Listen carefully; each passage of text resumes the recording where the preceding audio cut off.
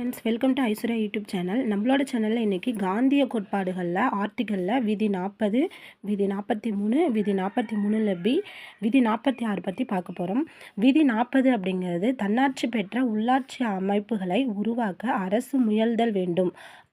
இவ்விதி 73வது சட்ட திருத்தம் மற்றும் 74வது சட்ட திருத்தம் 1992 அடிப்படையில் ஏப்ரல் 24, 1993 நடைமுறைக்கு வந்தது. அதாவது கிராம பஞ்சாயத்து அதை உருவாக்க உள்ளாட்சிகளை உருவாக்குவதற்காக தான் இந்த விதி 40 கொண்டு வருவாங்க. இதன் மூலமாக தான் அந்த 73வது சட்ட திருத்தம் 74வது சட்ட திருத்தத்தின்படி கிராம பஞ்சாயத்து அப்புறம் நகர பஞ்சாயத்து உருவாக்கியிருப்பாங்க.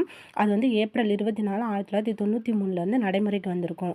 அதுக்கப்புறம் விதி 43 அப்படிங்கிறது என்னன்னா, தனி மனித மற்றும் கூட்டுறவு அமைப்பின் மூலம் குடிசை தொழிலை முன்னேற்ற வைத்தல் அப்படின்னு சொல்கிறாங்க. அதாவது இந்த கூட்டுறவு அமைப்புங்கிறத துவக்கத்தில் அரசியலமைப்பில் கிடையாது, சட்ட திருத்தத்தின் மூலம் தான் கொண்டு வந்தாங்க.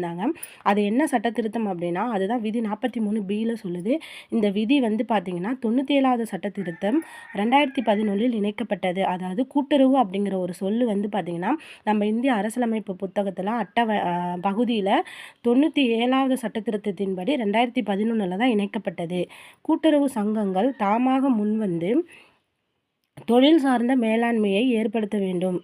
அதை தான் இந்த விதியில் சொல்லியிருப்பாங்க. அடுத்து விதி 46ங்கிறது பார்த்திங்கன்னா, தாழ்த்தப்பட்டவர், பழங்குடியினர் மற்றும் இதர பின்தங்கிய வகுப்பினரின் கல்வி மற்றும் பொருளாதாரத்தை உயர்த்துவது தான் விதி 46. தாழ்த்தப்பட்ட பழங்குடியினரோட கல்வி மற்றும் பொருளாதாரத்தை உயர்த்துவது தான் விதி 46.